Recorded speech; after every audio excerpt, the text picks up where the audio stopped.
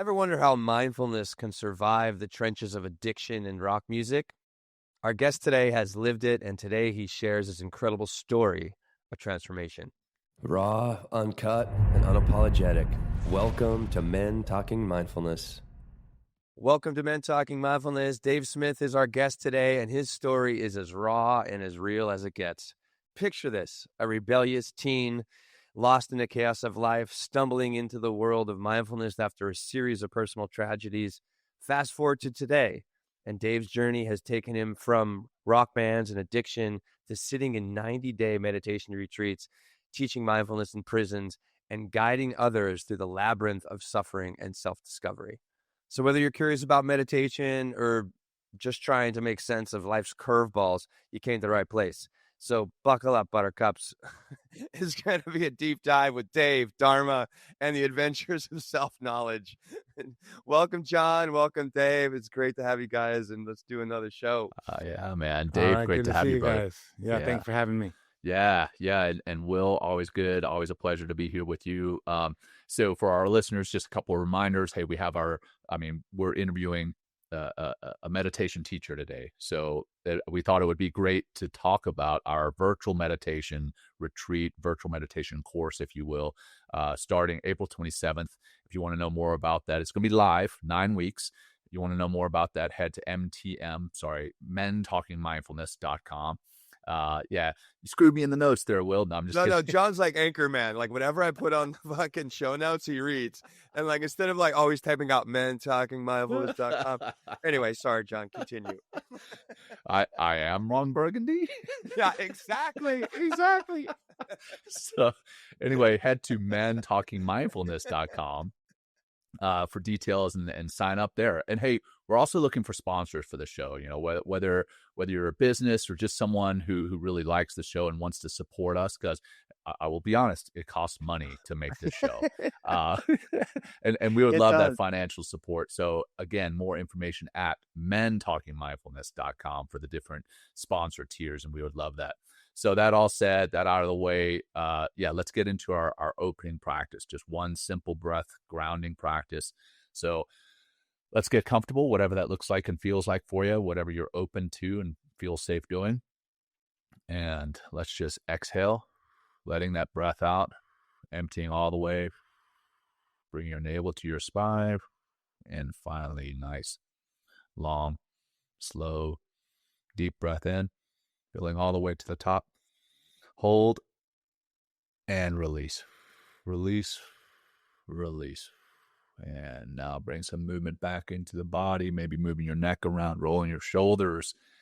And all right, let's jump in. Will, I'll let you start, brother. I just got a little crack in my neck coming out of that. Beautiful. That was so nice. So Dave, great to have you here. I thought a great opening moment for us is like, meditation has obviously had a clear, profound impact in your life. What was that, your first experience with it, and like what kind of drew you into meditation? Suffering, that's not always the case, but for a lot of us, that's kind of it. I've been chasing the first experience for 30 years. I mean, I was introduced 32 years ago at the age of 18. And I had the good fortune of growing up down the street from a guy named Daniel Goleman, who was kind of the famous emotional intelligence writer. So I grew up with his kids. And, Joseph Goldstein would be at his house, and Sharon Salzberg and Ram Dass and all these people that we know and love. I met when I was a teenager, and they were just my friends' dad's weird friends. And I had a lot of death and loss in my life. And so at 18, a girlfriend was killed in a car accident. We got run down by a drunk driver. And I was kind of in this like pretty dissociative, traumatized state for like a couple of months. It was like on September. And my Hanuman, who is Danny's son, his mom kind of said, you should go talk to like my friend. He's a meditation teacher and maybe he can help you. And I was like, okay, yeah, whatever. I'll go talk to your friend. And, it was at the Insight Meditation Society in Barre, Massachusetts. And I just sat down with this guy, Stephen Smith, who was my first teacher. And I mean, I was like so identified with my mind. I mean, I didn't feel like the world was safe. I didn't trust anybody or anything. I thought the whole world and life and people and everything was just total bullshit. And I wanted no fucking part of it. Except for I wasn't suicidal. So I was just like, well, I had no sense of hope, no sense. I looked at the future and it just was all like nothing I was interested in doing. So my mind was a kind of a fucking nightmare. I mean, it was just a nightmare, day in, day out. And at that point, I was drinking and doing drugs a little bit, and that was helping to some degree. But, I took it for granted. I did exactly what you just did. I sat down with this meditation teacher, and he told me to sit. He showed me how to sit. He said, bring your attention to the in-breath and breathe in. Okay, bring your attention to the out-breath, breathe out, opening to sound, your basic drill. And then he would say, like, well, when you notice that your mind wanders, when you getting caught up in the thoughts and the stories, just kind of notice that and then come back. And so I did that, 5 or 6 times.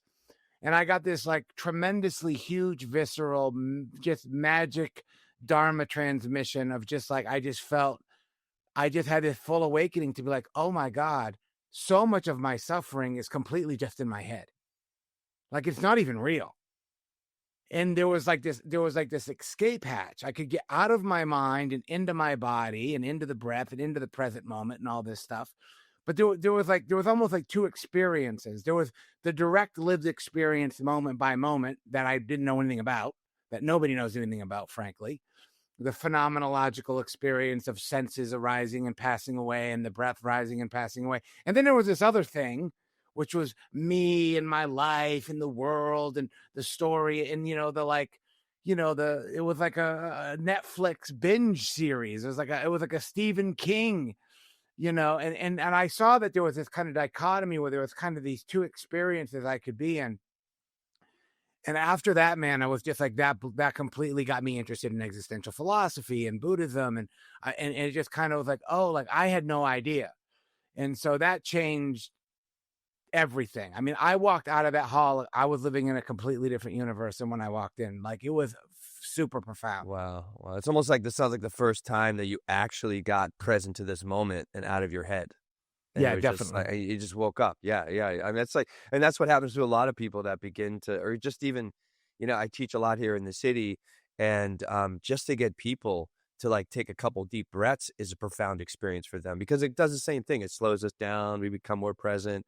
And that revelation, and you've really taken this revelation and kind of ran with it. Yeah, I mean, I take it for granted. I'm sure you guys take it for granted. After a while, you forget like what it was like to be a lunatic, I think Thank you for Will saying and I that. are That's both still genius. lunatics. Oh, I'm still a fucking lunatic. I'm just more of a controlled lunatic. You know what I mean? Like, I pick my craziness instead of let it pick me all the time. Yeah, guess. that's pretty good. I know. It's better than being like a detached or attached lunatic.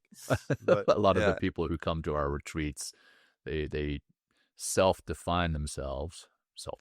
Here we go. As recovering assholes. I know. Yeah. That's I appreciate the honesty for someone to be able to admit to that. Yeah, man. And I fully admit I'm one as well. I'm probably still struggling with that. I was called an asshole today. Yeah, there you go. Like, you were born an asshole. I'm like, well, it takes one to know one, my friend Theo. Oh, man. Theo, anyway, call him out. No, my buddy. He's my best friend. He doesn't listen to the show anyway. Good. So anyway. Well, hey, Dave, so, one thing that Will and I get all the time is, that these people have these preconceived notions of what meditation is. That they think it's, just sitting and doing nothing, which we all know is the furthest thing from the truth. For you, what's the biggest misconception you hear, and then how do you address it? I mean, that's a huge problem. Yes. It's a huge problem. I don't even like the word meditation. I don't like the word Buddhism or meditation, and I'm a Buddhist meditation teacher, so that lets you know how my world works. Well, you're a smart teacher, because it's like, how do you communicate this work without disenfranchising or pushing people away? Yeah. If we look at the Buddhist tradition, they don't use the word meditation. The word is bhavana, which means to cultivate. So really what meditation is, or mindfulness, which is your guys' podcast specifically, is about the cultivation of awareness.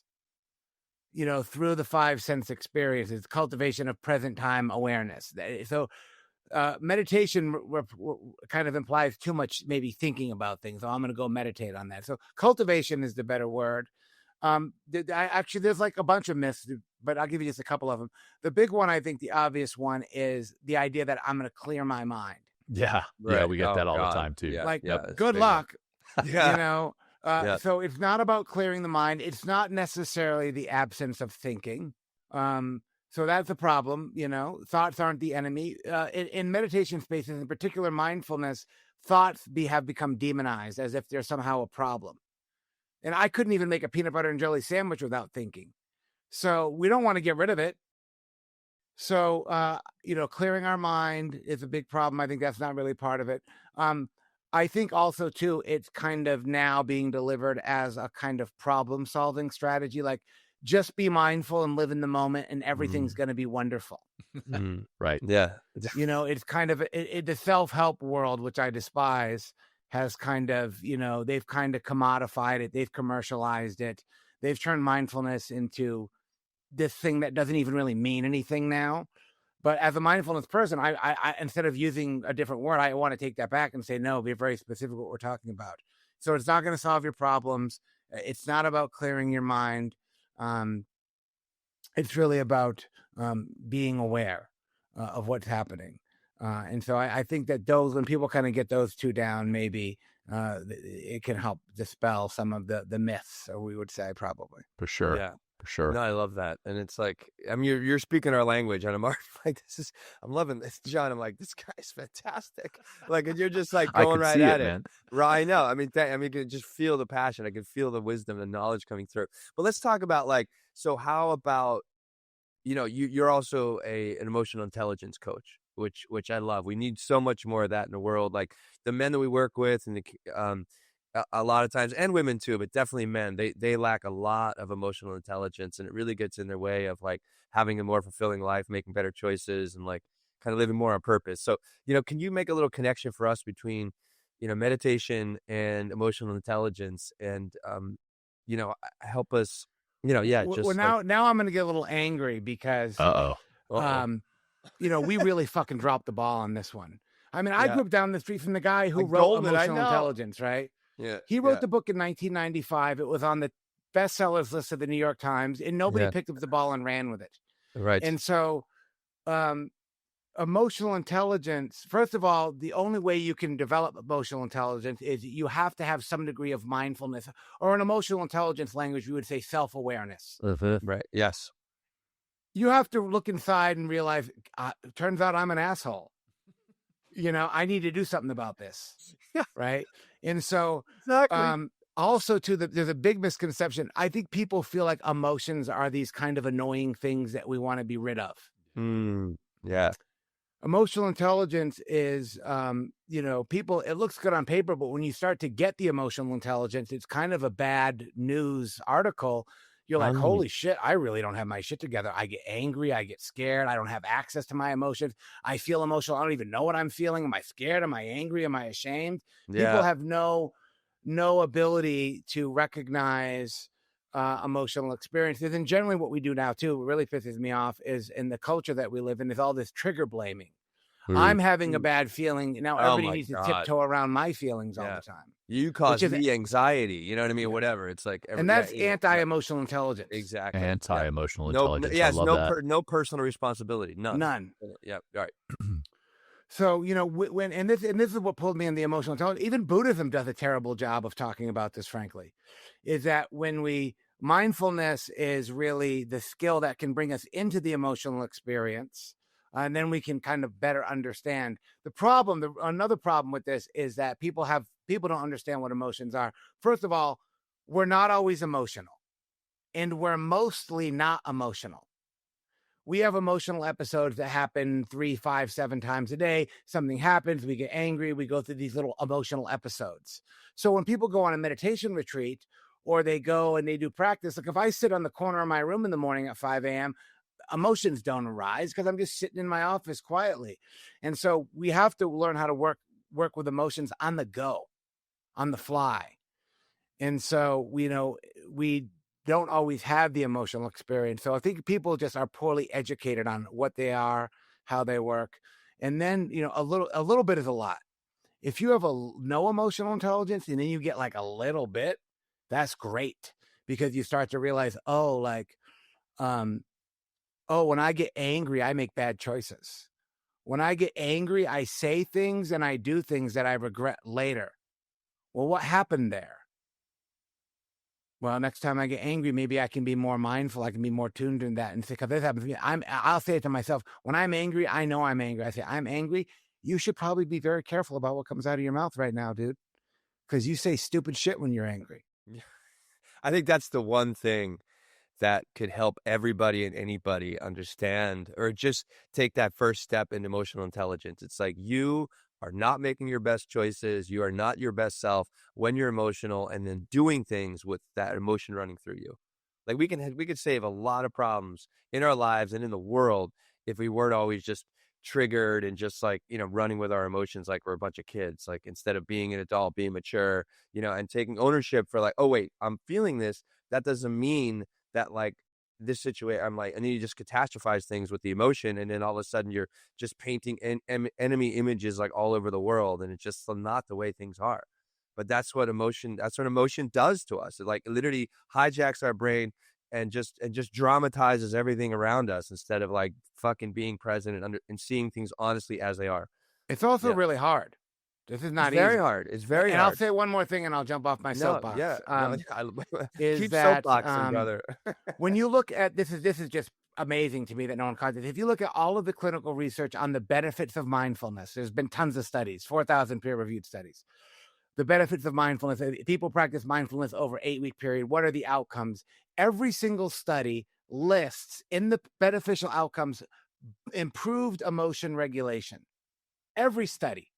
So why haven't people connected the dots and say, okay, emotion regulation obviously is very important. Mindfulness is what improves that. What if we connected those two and created a program, a curriculum? What if we started to bring those worlds together to give people actually concrete strategies on how do you actually do this? Right. Yeah. Well, I think it's like if everyone, David, would have the moment that you did, of that, like you sit, you have a teacher, he's just helping you to come back to your breath, and all of a sudden it's like, whoa, it's like, I'm not of this mind. And the mind brings up the emotions, and the emotions like keep, habituating the mind, and it just becomes an absolute mess. And if we would just get people to breathe and have those, get out of the sympathetic into the parasympathetic, like like people's lives would change 100%. Well, also, what I like reading from your bio, and the work you've done, you've said like everything we need to cultivate a meaningful life is already inside of us. We get it. John and I get it. You get it. But like that could be a pretty radical idea for a lot of people. Like, what do you mean by that? Everything we need to cultivate a meaningful life is already inside of us. Well, there's a lot of ways to tackle that. So, first of all, people are kind of lazy. We want the answer to be out there, kind of. I'm going to get the job. I'm going to get the relationship. I'm going to get the thing. I'm going to have the stuff, and then I'm going to feel good. It's like, okay, like I don't know anybody that's ever worked for, but let's give it another shot. It's also how we're educated. Sorry, Dave. It's how we're educated. Right. Or it's just like we just consume instead of going within. But yeah, I'm sorry. Continue. No, you're right. No, that's right. That's right. Yep. And so what I mean by that is everything is within. So anger's in here. Love is in here. Anger, shame is in here. Kindness, it's all in here. And so part of that is trying to unlock these qualities. And really, when I say cultivate, there's kind of two sides to that. It's like kind of like a garden, right? The Buddha's basically, I think, has the best assessment on it. We want to look within and we want to recognize the qualities that we want to cultivate, and we want to cultivate those qualities, and we want to recognize the qualities that we want to abandon or overcome and let those go. And that's kind of the Buddha's whole deal. He's like, well, like, do you want to cultivate this anger and hatred? Okay, well, then fuel it and, pour gasoline on it and see what happens. Just keep doing the same thing, right?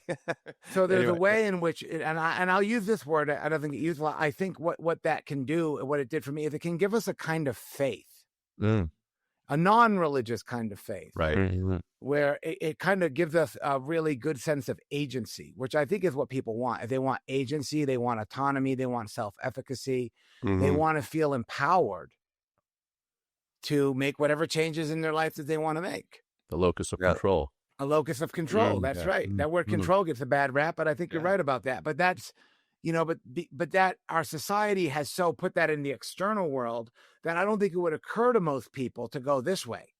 Mm. They're like, it's got to be out there somewhere. Right. Yeah. And then you get the job. You know, how many times have you gotten something you thought was going to be awesome? You get it, and you're like, eh. A lot of the time, this very thing happened yesterday. Not so much for me, but my daughter. It was her birthday yesterday, and we did some cool things. We went to iFly. She turned 8. She got to do the indoor Oh my! She must have skydiving. loved that. It was awesome. It was Nice. great. Oh. But then, you know, we got her some gifts, and then, oh, God bless her. I love her to death. But she said, "Is that all you guys got me?" I'm like, Exactly. what? Yeah. Are you kidding? But yeah, I had to. It's I had to not her straighten her fault. up. Yeah, it's not. Right. Right. So, yeah. I said, hey, you know what? You have a lot to be thankful for. You have a roof over your head. You have this. You have a lot to be thankful for. And It's hard as a parent to see him do that shit because my kids do it all the time. yeah, right. So Dave, you've used the word Dharma. You know, when you said that you went to your first meditation experience, or you went through it, it was like Dharma, right? What does that word mean, and why is it important in the practice of mindfulness? You know, I think it's one of the most meaningful words that I would use. So it means a lot to me. Like Buddhism, I don't really care about so much. The Buddha didn't teach Buddhism. He taught this thing called the Dharma, which is kind of a weird thing, hard thing to translate.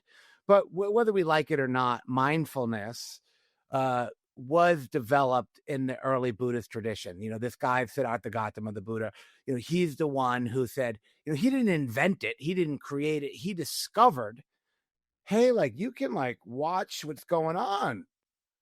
You know, he kind of showed us, hey, you guys have this, mindfulness also came with the equipment. Yeah. Right? There you go. It's in here. Right. And so what that does is that changes the whole game. And so that's kind of like stage one, is we can see that there's a whole other way to relate to our existential condition. And then the Dharma are kind of suggestions, tools, various maps, different philosophies, ethical implications, that kind of, you know, like mindfulness brings you into the territory. And the Dharma is the map. Right. Or helps you to figure out the territory. It helps you to figure out the territory. Not everybody uses it. Right. People argue about it. You know, it's kind of, you know, how much of this Buddhism stuff do we really want to, do we need, and we all have to kind of go through that on our own. But I have found, and this was the Buddha's suggestion, he said, don't take my word for it. Don't even trust me that my maps are correct. Try them out. Yeah. Try them out. If they work for you, great. If they don't, let it go. Yeah. And I'm going to trust somebody who's coming at it from that angle. Yeah. And for the most part, in the 30 years I've been doing this, dude was right about a lot of shit. You know, while we're on that, that's another misconception that I hear quite often, especially amongst Christians, is that they don't want to meditate because they feel that it is a Buddhist practice. It's totally not. Yeah, exactly. I mean, I guess it can be. Yeah. Well, it's just like, and I've said this before, Buddhism doesn't own meditation. And that's like saying that another religion owns kindness. Yeah, it's asinine to even make that Great claim. point. Right. Great point. Right. So yeah, for those who are listening, that is definitely a misconception, is that any type of mindfulness is Buddhism or related to some type of cult or something. It is, you know, it's just inner awareness, outer awareness. It's awareness. So let's sit on that for a minute, because I think that's important. Is that mindfulness, if we just look at it from the view of cognitive science, right? What are we cultivating? Attention. Is there anything religious about attention? Probably not. You know, so we're just, if we look at it from a cognitive model, we're aiming our attention at particular objects. We're noticing the attention leave the object, and we're kind of directing it back. And if you do that for a minute or two, you get into this kind of, mindfulness is just a mode of cognition. It's modal. You're in this kind of mode. You're like looking at things differently. You're more tuned into sounds, into sights, and you're able to look at thoughts as these kind of phenomenological things that arise. You know, and that's just, and what you do with that, you can do a lot of different things. There's nothing religious about that at all. That's just a cognitive exercise, which is why I think mindfulness is made the inroads that it's made. And as a teacher, I consider I have an organization called the Secular Dharma Foundation. A lot of people, I have a lot of students that I've worked with for years who are hardcore religious Christians. I attract people who are on different sides of the political spectrum. I have some people that I work with who voted for the man with the red hat. Like, I don't have an opinion about that shit. You know what I mean? Like, there's no belief system. There's no view. There's no perspective. There's no required buy-in with all of this stuff. Yeah. It's open source, as they say. Yeah. I love that. We've actually got an completely. episode all about mindfulness and politics, which is pretty interesting because people do talk about emotional reactivity. Yes, Oh, yes, shit. and Drama, there's also drama. there is a misconception that in order to practice mindfulness, you have to be on one specific side of the aisle, and that's not at all true. I think that's a problem. Yeah, I definitely push back against it and do my best to kind of. For sure. Yeah. If more people on both sides of the aisle practiced it, I think we'd be in a better There'd be place. no more aisle. Yeah, Indeed. Yeah, Love great point. No division down the center. Well, I think it's like what you're saying about, I think it's a good way to talk about mindfulness. It's a tool, and you can look at this like, think of it like a flashlight. It's just like, you just take your awareness and shine it on something and just watch it instead of continually, making your opinions or criticizing or attaching it to it in some way mentally, instead of just sit back, right, and be aware of, the situation in front of you, the situational awareness, the inner awareness, and then like make a choice whether you need to engage, not engage, how you're going to engage. Like, it's just that it's a wonderful tool. But like you said, the key word I think we're really driving home in this pod today is cultivating. You need to cultivate that awareness, right? And we get to cultivate more of our inner life. We get to understand and cultivate, that, who we are on the inside out, and we can really make a huge impact in the world. All right, let's talk what you're about, saying is huge. It's a tool. What are you going to do with the mindfulness? exactly. You're like, I got it. Yeah. It's like, the dog who caught his tail. It's like, what's he do with it now? It's like, Yeah. And I think the other thing to just kind of culturally to just kind of put out there, because people probably think of it this way, is in America, everything's a product model. So mindfulness has been commodified. So we have a product model of mindfulness. Mindfulness is the product. What do I need to do to acquire the product of mindfulness? And as soon as you go into that line of thinking, you've totally missed the whole damn thing. It's not a product that one gets and has. It's processual. It's like, how do I process it? It's not a product. And so when we that makes it a little bit harder for people, because they think they read an article, they listened to your podcast, they heard mindfulness was a good thing, and they're looking down the aisles of Target going, where do I buy the mindfulness? Yeah, you buy it at our online course. See, there you go. Or yours, Dave. You know what I mean? Well, and it's just like, when you begin to, whether you take the course or like thinking of a tool, what do we do with tools? We refine, we resharpen them. You know what I mean? We polish them. We take care of our tools. We maintain them. And that's like, with the Vipassana work I've done with Goenka, he would always come back to that. It's like sharpening your tools, like sharpening your focus, sharpening the mind, right? So like, and just think, when you have a sharp mind, you're able to, like, just like a sword, you cut through the bullshit and get to the reality, the Dharma of what the fuck is going on right here, right now, because it's the only place that we can function from, and we're really aware of whatever the situation is and what it requires. We're going to most likely, or have a better chance of making a good choice, and use our energy wisely and our mind and all the capability we have in that moment. So very well said. Exactly. Yeah. It just takes well, one more thing about meditation that I really want to kind of get deeper into your life a little bit. So, lots of people say that you can't meditate. They can't meditate because they can't sit still or quiet their mind. Like, what would you say to them, David, in all your wisdom? Well, there is an ethical dimension here that people try to skirt away from. And I would say at the bottom of it all is, at some point, and I suggest you do it sooner than later, we have to make friends with our mind. We have to befriend the mind. And the sooner you do that, the entire project becomes a lot more enjoyable, dare I say. Because people, as soon as you get into as soon as you start struggling with the mind, you're trying to tug the attention, is that we do. And also, let's just be honest, like, we live in a society, especially nowadays, people hate themselves. Yeah. Self-loathing. Plenty of it. Oh, yeah. I've And had if it. you hate yourself and then you sit down and you look at your mind and you become eyeball to eyeball with the self-hatred, who the fuck wants to do that? Yeah, right. No kidding. So there's a relational piece. And when I teach people from the beginning, I'm like, mindfulness of breathing and kindness for oneself, alternate those. And I think you want to get to a point where whether you're doing mindfulness of breathing or whether you're doing kindness for yourself, you actually can't even tell the difference anymore. Yeah, that's man, I'm just trying to process that a little bit. And yeah, this I want to learn a little bit more about you, Dave. So you started off with your journey. You said you lost a girlfriend.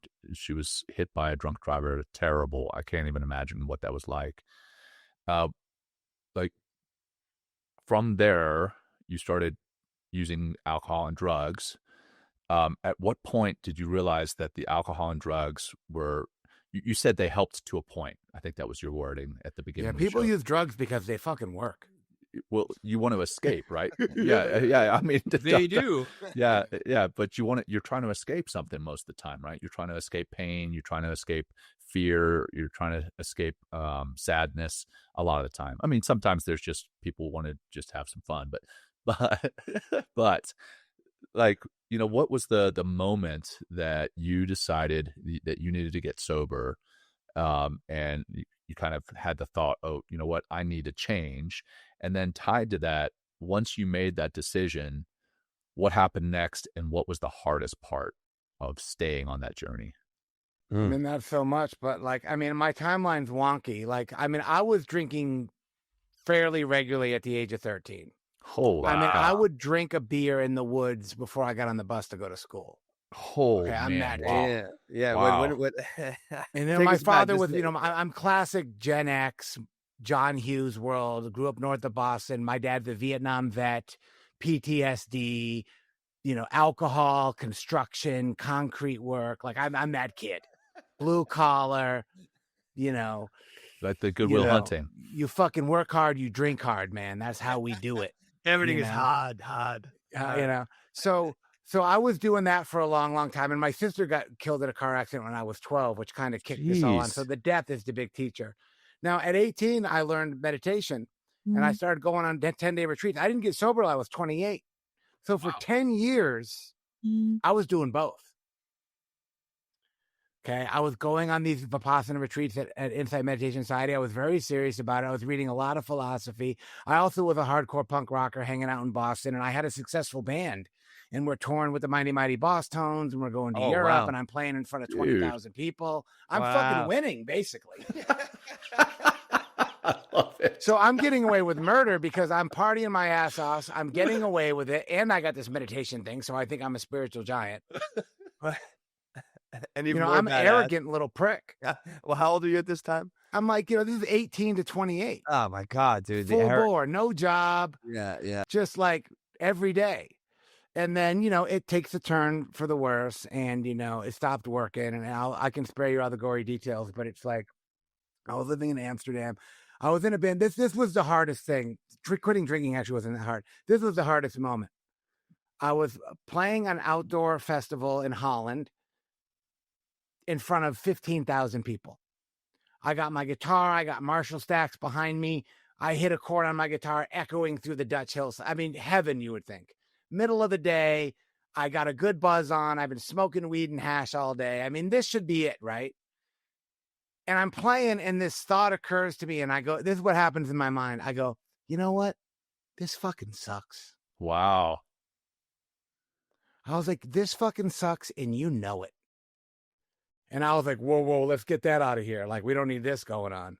So I started getting these broadcasts in my mind of like, dude, you're a mess. You're totally unhappy. You're not even having fun playing music anymore. You hate your band. You hate yourself. Like, what the fuck? And let me tell you, that was the worst. That is like, the existential crisis from hell. Then the question becomes, well, now what? And this was stewing in my head for a couple of weeks. And I was like, well, I'm just going to have to quit my band. I was like, I'm going to quit my band. I'm going to move back in with my mom and dad, and I'm going to fucking go to Alcoholics Anonymous. That's what you do. Because I grew up in alcohol, so I went to Alateen as a kid. I went to AA meetings when I was 15. I knew that that's where you go So I knew all that. And I kind of knew as a kid, I think I'm going to be here someday. And I went surgical, man. That's my style. I went fucking surgical. I got back from Amsterdam. Quitting the band was the hardest thing for sure. Everybody was pissed at me. Record companies were relying on me. Booking agents were relying on me. We were a successful band making money. And I was just like, I'm done. No explanation. Fuck you. I'm out of here. Well, you're taking care of yourself. You have to do that. I mean, and I did that. And then I never forget the last beer I had. I told my band I was going to quit. I went and saw this rockabilly band in Boston, and I got hammered out of my face. Went to my friend's house, and there was some Bud Light in her fridge. I opened a can of Bud Light. I drank like half of it, and I was like, you know what? Fuck this too. And I put it on top of her TV, and I walked out of our apartment. I never had a drink ever since. Wow. And then, I took the bus from Boston to Western Massachusetts at 28 years old with like $14 and a bunch of stinky clothes. And I moved back in with my mom and dad. Wow. And I started going to AA right away. Good for you, man. And it was not fun. No, I can imagine not. It was a nightmare, but I was just done. I just knew there was enough of Dharma in me that I also knew there was another way to live. Like I knew that there was this other thing, that there was a wholesome way of living and mindfulness and all this stuff that I'd learned. It was just time. Wow. Well, you had part of your story is you also sat in a 90-day like meditation retreat. Is this did you do that during the 10 years or after? No, this is crazy. So I'm sober like 60 days, which is not long. And I'm like not feeling AA. I'm like, God, there's all this God stuff. And this, AA is kind of like hard to negotiate. I was like, I'm going to go to IMS and sit the 3-month retreat. And I'm going to bang out this alcoholism thing. So I went and sat for 90 days with 60 days sobriety. And I do not recommend that people do that. Wow. Well, you say in that 90-day experience, like that you confronted the innermost nether regions of your heart and mind. So, take us through that experience, please. Well, I mean, the good thing about it was, I left that retreat completely confused and totally traumatized, and just looking at the rest of my life being like, I was totally humbled. I was like, I don't have any idea what the hell to do. But when you sit for 90 days, you see it all. Right. You see everything, good, bad, and otherwise. Mm-hmm. You get a PhD in the inner life. So I had a sense, I saw the worst shame, the worst hatred, the deepest concentration. I basically got a tutorial on the equipment. I got a diagnostic. Here's how the equipment works. Here's what's in here. So I kind of had this weird confidence. I was like, well, at least I know what I'm up against. And I felt some degree of confidence that I had the resources or the willingness or probably the courage to go, all right, I can probably sort this out. And I did. And imagine that's where it's part of that, like the non-religious faith came through. It's like, wait, right. There's something here. You know what I mean? There's something here. And because when I sit and when people begin to meditate, and you really go deep, you just begin to understand that there's a deeper connection, like not just inside, but there's also a connection with us from some sort of whatever divine intelligence or God, whatever you want to call it. And that just, I trust that that's there. I trust that that's guiding me. I trust that it's helping me in some way, even if I'm not necessarily tapping into it all the time. But it just that beautiful inner trust has just been such a gift for me. No, that's huge. And if you asked me what would be the one thing that has kept me, it was faith right from the beginning. It's like, it was exactly like you described, like whether you want to call it Dharma or God, I don't care what you call it, but there's a sense, there's a something here that's trustworthy. Yes, exactly. Thank you. Exactly. I don't know, but and so that's been the one thing that I've has kind of always kept me in the hardest of times to be like, all right, I think I'm going to be okay. Yeah, exactly. I mean, when I getting I go to some shitty places in my life or my mind, and I'm like, I had some really lows, living here on my own in New York City. But even the lowest of the lows, I knew, no, this is just a moment in time. I know the light is there. The light's in me. I aspire to the light. Now I sound like a real freak in some ways, but it's yeah. But it's true. I mean, it's just there's something. And yet you to tap that wisdom to tap that trust, like you have to get quiet. You need to sit. You need And to there was a theory on that. Like once you know, you can't unknow. Yeah, thank you. Exactly. Yeah. There you go. There it is. I mean, you lose it at times and you get your doubts and your concerns, but once you get a little bit of taste, you're like, okay, this is actually what I'm looking for. Yeah. But how do you know that's what you're looking for? So I guess what I mean is, there's a lot of people with that inner hatred that you talked about, that self-loathing. People are afraid of what might bubble up when they sit. I mean, I know that not even sitting in meditation, just sitting quietly through the day. Very few people sit quietly for any second of the day. Any second of potential peace, they fill that. They fill it with TV. They fill it with their phone. They fill it with social media. They fill every waking second of their day. What would you say to people that kind of fear their own inner world, and why do you think we do? Well, I would normalize it and say you damn well should fear your inner world. That's actually wisdom right there. Yeah. Why do you say that? Well, there's a lot, there's lots of unresolvedness in most of us. And, there's no guarantee that when you take a look, this is a little bit risky. There should be a warning label on the bottle. And so this is where therapy and stuff can come in handy, where it's like, people can become unglued in ways that are unhelpful. So I think we have to have some level of intelligence around, like, not everybody maybe is ready for certain things. And so, many people want to wade slowly into the mindfulness pool. Some people dive right in, but you have to be somewhat prepared for that. So learning practices that build capacity. And this is the problem as a teacher, everybody's different. I used to teach in, eating disorder clinics and jails and prisons and, basically traumatized people. And sometimes you'd fuck people up.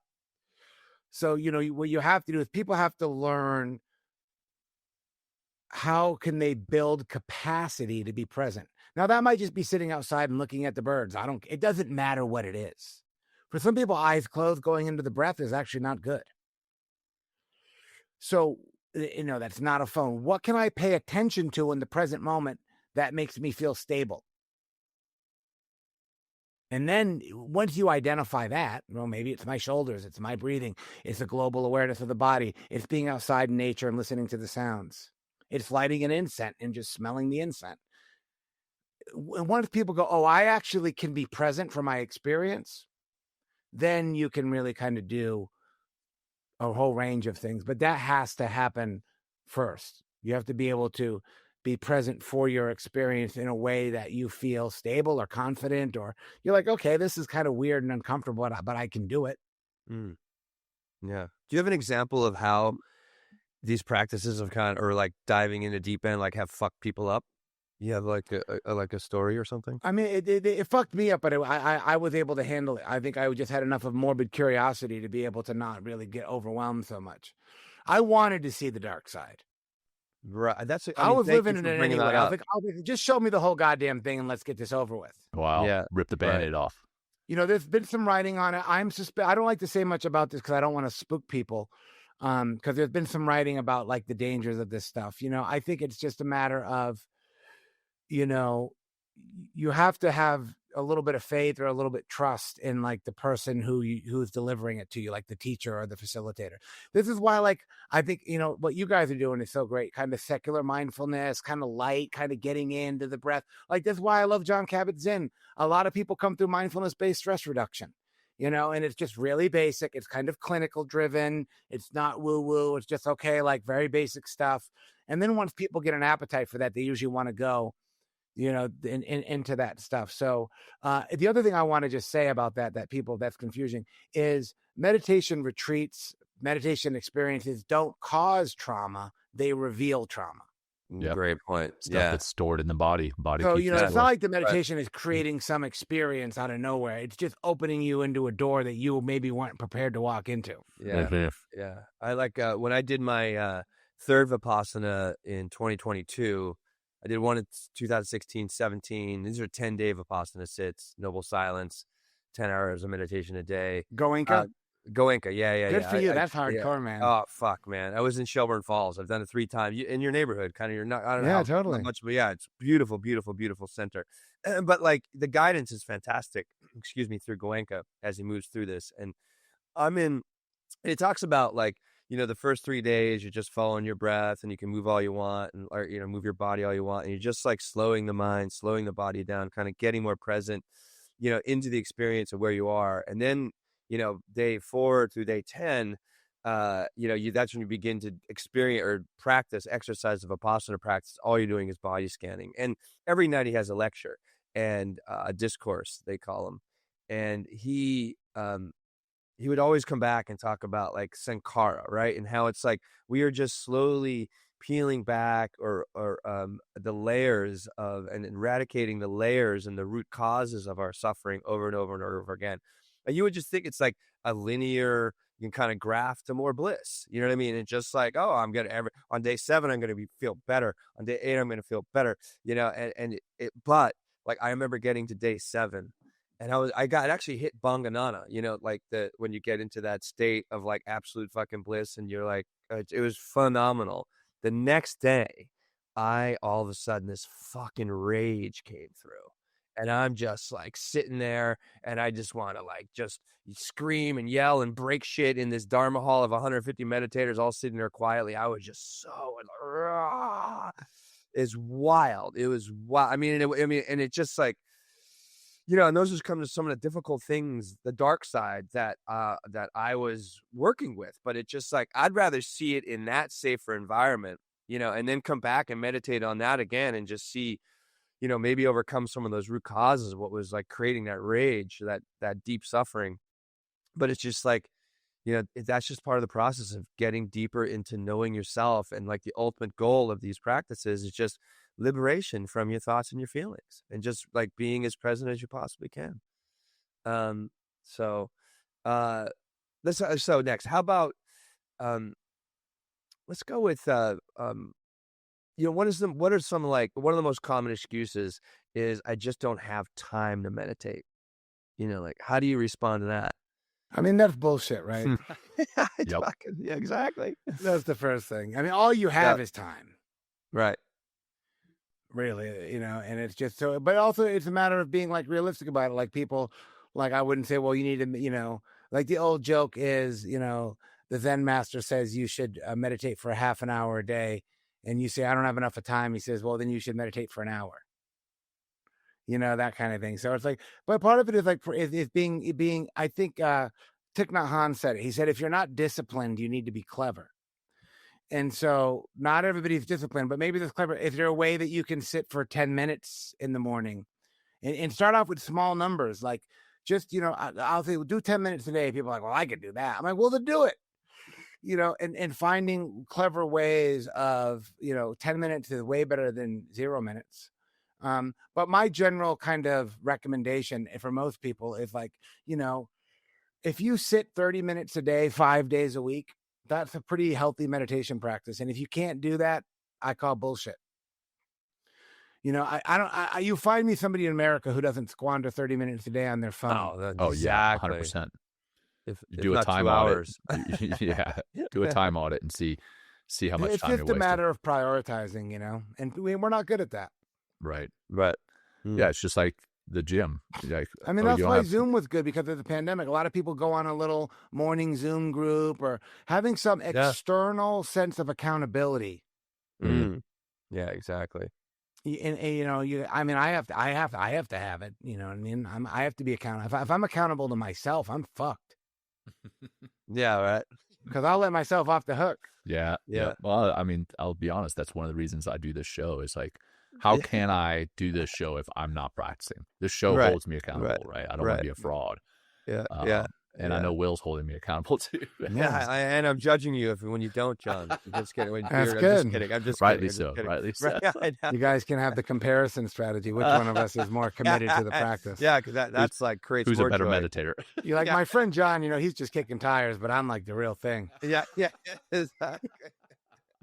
I mean, he's done the Vipassana. I'm nowhere near as good as him. Yeah, that's right. exactly. Yeah, exactly. Well, let's kind of move to the payoff, right? We kind of do our show in 3 acts, if you will. The hook, the value add, the build. Now let's talk about the payoff for our listeners. What's one thing anyone listening could do right now to start developing that mindfulness, even if they're brand new? Yeah, I mean, there's lots of different ways. I mean, part of it is being careful that you don't just read and listen to podcasts about mindfulness. Except this one, gotta listen. Yeah, exactly. And Dave's, Dave's. Exactly. If you, and this is a beautiful thing, if your conditions in life are such that all of a sudden you're starting to think like mindfulness is maybe a good idea, then you're really, really well on your way. If this stuff makes sense to you and you're like, oh yeah, then 5 minutes a day, get on Headspace or 10% Happier, or if there's anything that you can get on that has just some basic instructions, Dharma Seed, there's a bunch of stuff out there, and just find one guided meditation that you like and do it over and over again. Do it, every single day. Just starting small is way better. 5 minutes a day, 10 minutes a day. Find a 15-minute guided meditation you like. Do it 5 days a week, because if this stuff is making sense to you and it feels like it's maybe a good idea, that probably means you're ignoring some pretty crucial suffering or stress. There's something going on in your life. You feel like you're walking around with a rock in your shoe. And you're like, I don't know about this. Something's off. And maybe, and probably if I could relate to my mind more skillfully, more kindly, then I would probably get some relief from that. So, and that's the good thing. When people get a little, and usually you get it pretty quick. That's the good thing about mindfulness. You get a little bit of relief from your mental, affliction. You're going to want some more. Yeah. It's just like going to the gym, right? You get a good workout in, you get all those endorphins released. You're like, you know what? Now I want some more. Speaking about the gym, that kind of wraps right into the next question. We've recently had 2 guests that have talked about some level of moving meditation, whether, it's getting into ultra marathons or ultramans, which is the extreme of the triathlon, the extreme of the Ironman, or rucking. We had somebody come on and talk about rucking, carrying heavy loads and just going walking. You're a big fan, a big advocate of moving meditation.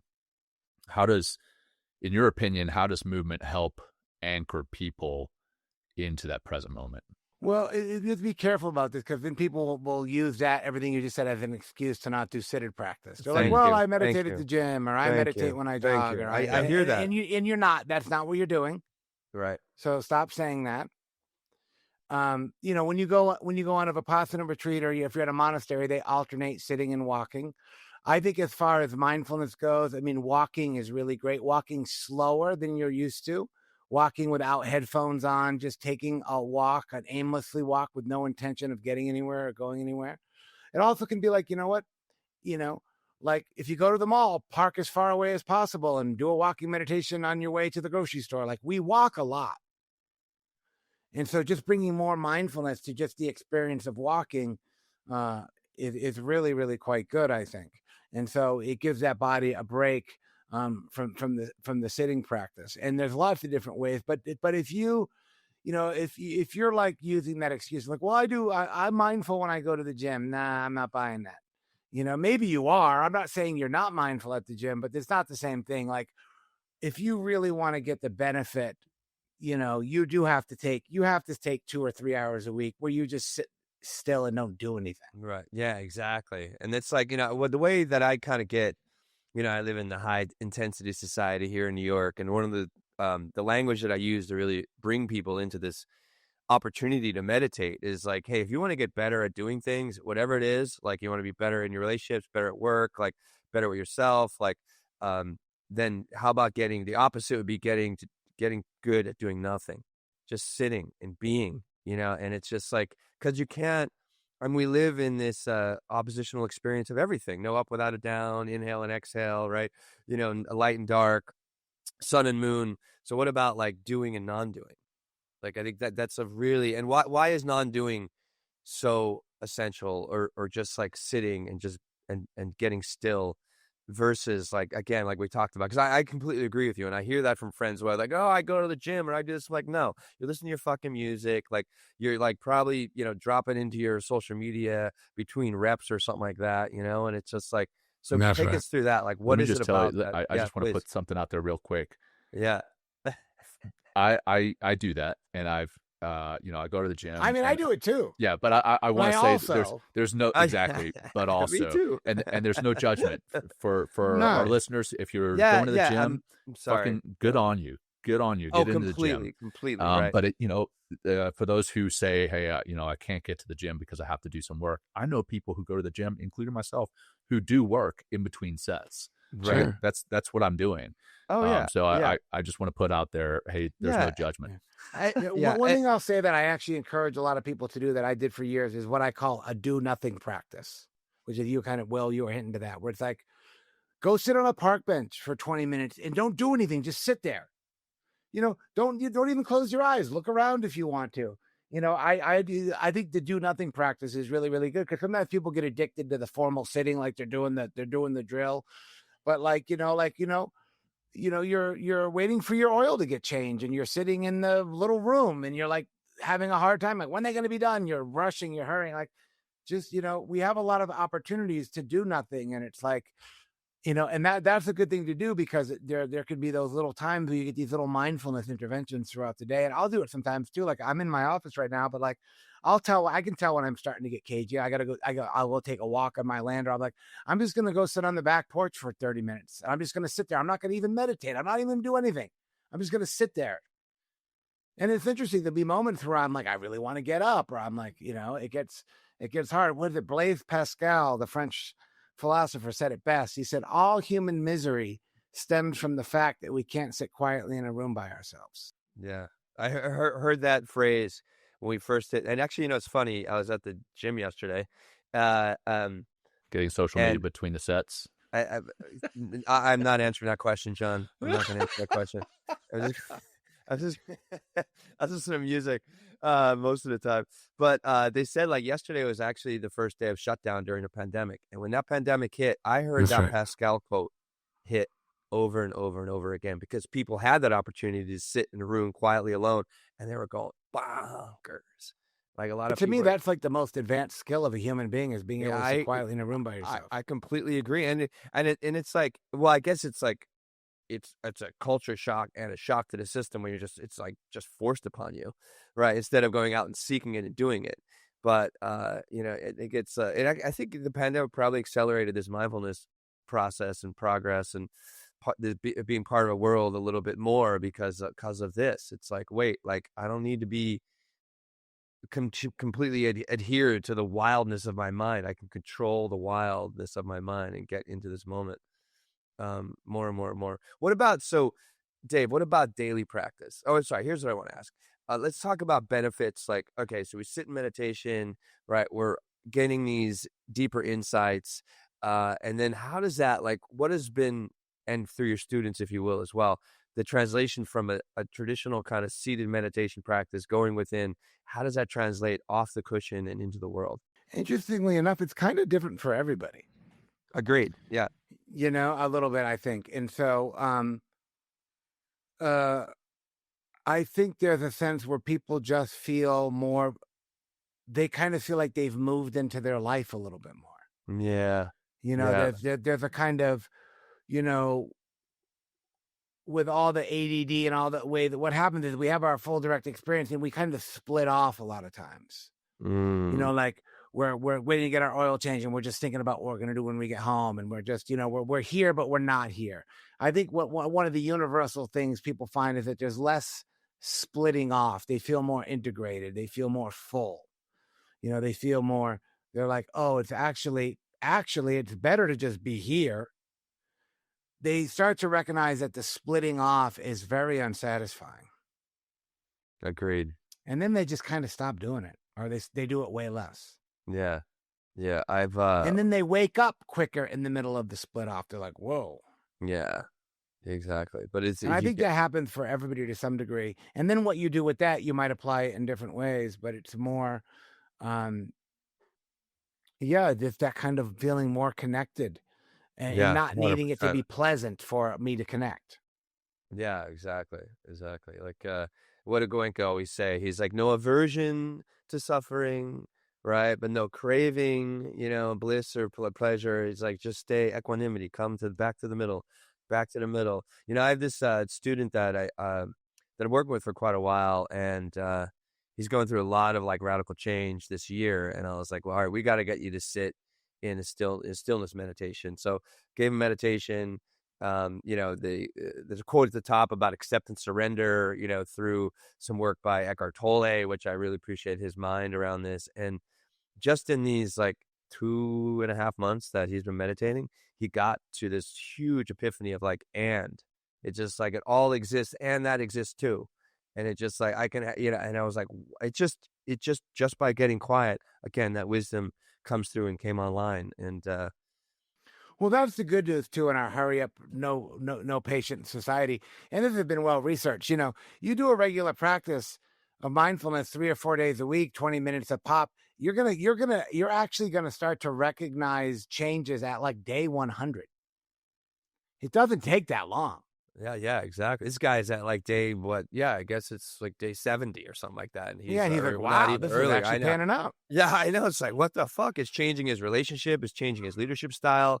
It's changing his relationship to himself. Like it's just really profound what it can do. But then you just like when I have those experiences, I just get more excited because I'm like, oh, I'm actually having a greater, a richer experience of life because like I'm more I'm more of the predominant creative force of it instead of it just constantly forcing whatever emotional, thing is trying to bring up inside of me, and just take me here, take me there. It's Yeah, the word I would use that's a really kind of simple word that everybody would understand is we just become more available.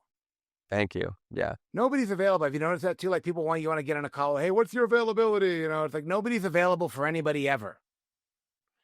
And there's a practice that we just get that sense of being more available. I'm more available for my kid when he comes up to me. I'm more available to take some time to talk to you guys.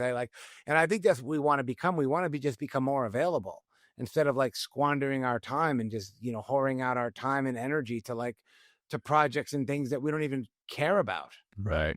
Yeah. The more we say yes to everything. Let's go on a chat room and fight about politics. That's a good use of my time.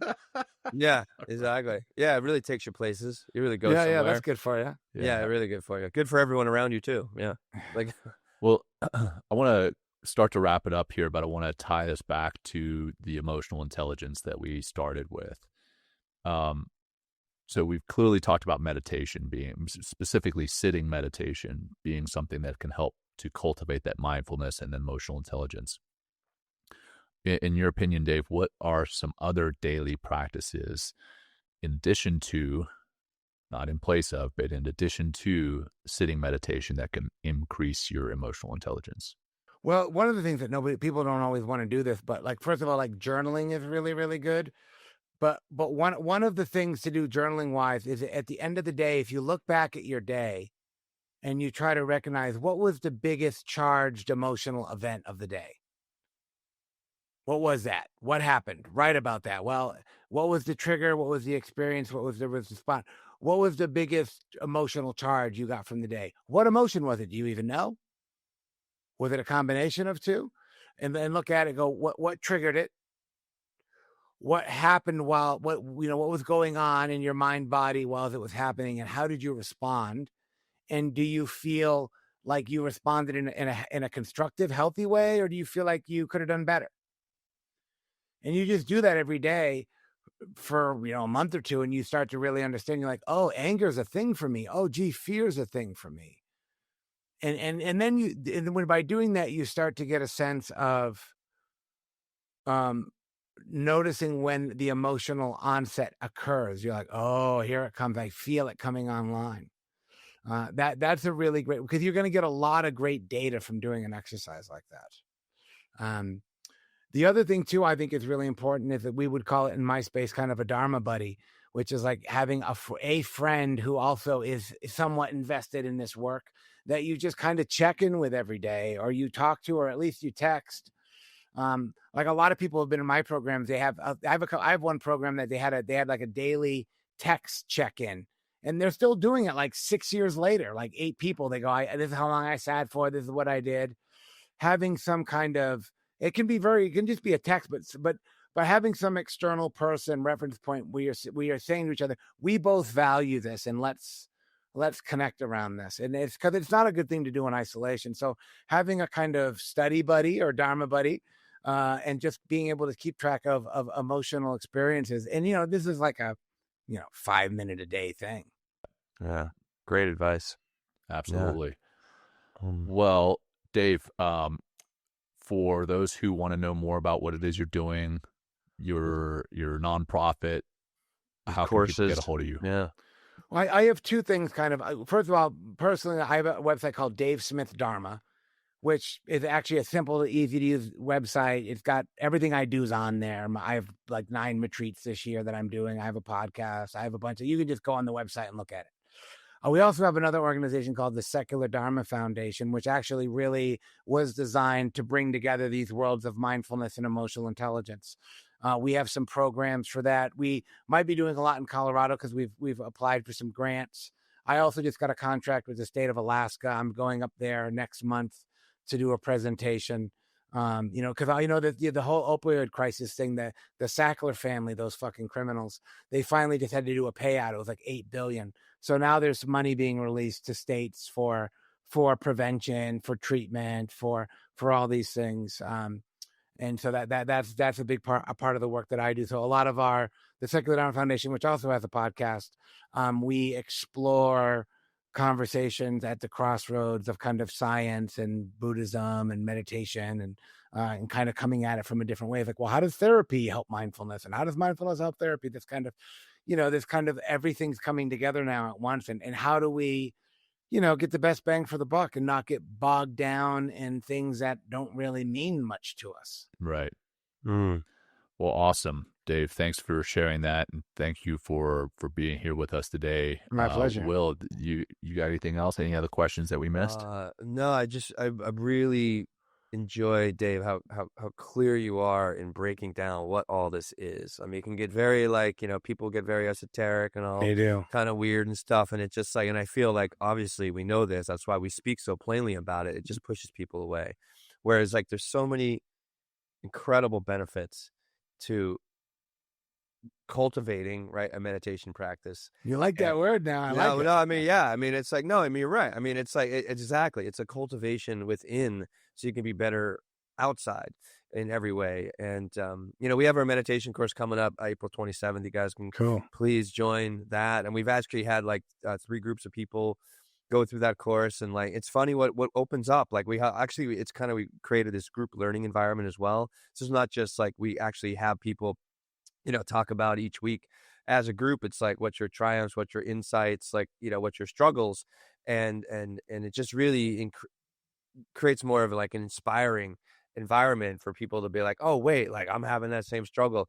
And I remember this one guy, he's he realized in his doing this meditation, never having done it before, it's I'm a control freak. Another guy's wow, I have so many expectations that come up. Oh my God, I have no patience. Oh, wow, I'm so angry all the time. And it's just but that's what it takes. If you want to change in any way, you have to go within. You have to take time, put pause on life, stop what you're doing, right? Get still, and then see what's in there. And it's Dave has mentioned, it's not always pretty, and it can get pretty fucking dark.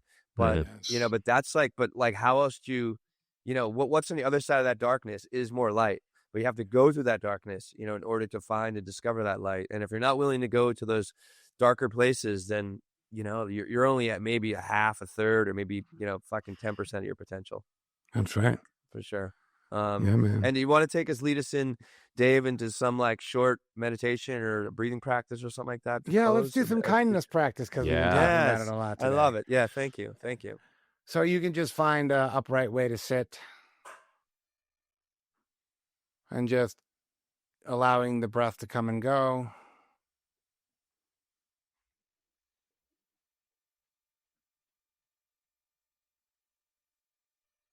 And then allowing your awareness to rest at the area at and around your heart center, from the top of the shoulders, across through, and just getting a sense of the rise and fall of the in and out breath at the chest.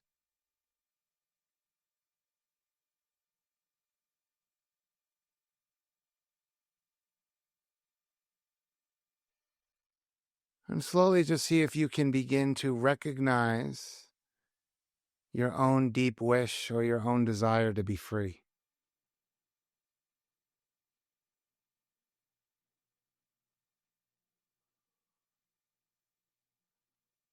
Doesn't matter how large or small the amount, but just this wishing, this desire, just to be free, just for right now at least.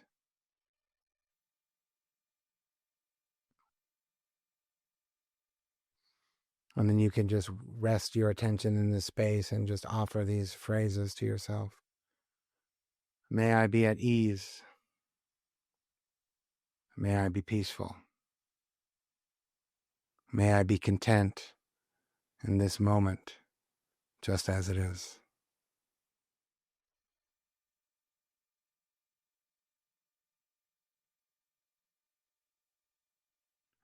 And just connecting with that intention for one more minute.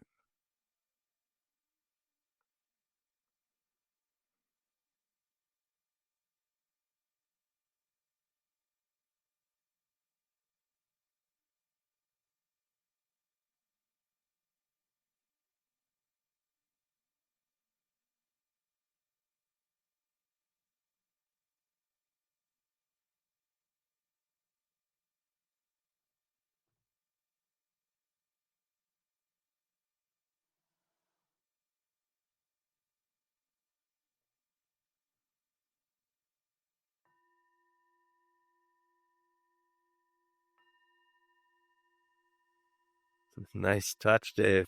Right. Well Oh done. my God, that is amazing. I love it, Dave. Thank you so Good much, for brother. Yeah, man. Totally That is. felt great. And probably, no, not probably. It's just what I needed right then. Yeah. So, Yeah, where are we? What happened? What did we just do? Like, who the fuck are we talking to? What did he say? Something about freedom? Where'd that Yeah, go? what did you say? Freedom? What are we doing? I want some more of that. Dave, this has been awesome, man. I love what you're doing. Definitely Yeah. want to stay in touch, man. And For sure. yeah, we'll Killing make it. sure we send you this once it's out. It's going to be coming out in a couple weeks. In both podcast 24th, I form, think, right? Is that yeah, right? something like that. 24th. I have it on the top here. Yeah. But then, for our listeners, check out Dave, check out both what he's doing and what he's doing with the foundation. And please help to spread the word about what it is we're doing with our show. Share it with your family, your friends. Check out the upcoming live virtual meditation course that we've got, mentalkingmindfulness.com. And then, we'd love to get sponsored again, because, hey, it costs money to make this show, and we need some help. We're poor. Money, please. It's like, we're still in the red. Oh, my God. But we love it. We love being in the red. No, we don't. But anyway. All right. Well, that's all we've got. Dave, thanks again. Will, always a pleasure, brother. Until next time, take care, everyone. Peace. Thanks, everybody. Keep rocking. Thank you for joining us today. We hope you walk away with some new tools and insights to guide you on your life journey. New episodes are being published every week, so please join us again for some meaningful discussion. For more information, please check out mentalkingmindfulness.com.